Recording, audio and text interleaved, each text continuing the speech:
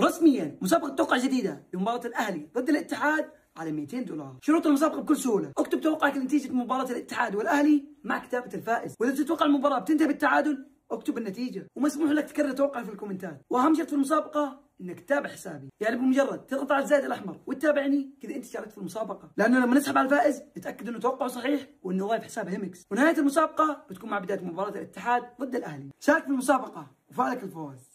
رسميا مسابقة توقع جديدة لمباراة الأهلي ضد الاتحاد على 200 دولار. شروط المسابقة بكل سهولة، اكتب توقعك لنتيجة مباراة الاتحاد والأهلي مع كتابة الفائز، وإذا تتوقع المباراة بتنتهي بالتعادل اكتب النتيجة، ومسموح لك تكرر توقعك في الكومنتات، وأهم شرط في المسابقة انك تتابع حسابي، يعني بمجرد تضغط على الزائد الأحمر وتتابعني كذا انت شاركت في المسابقة، لأنه لما نسحب على الفائز نتأكد انه توقعه صحيح وانه ضايف حساب هيمكس، ونهاية المسابقة بتكون مع بداية مباراة الاتحاد ضد الأهلي. شارك في المسابقة وفعلك الفوز.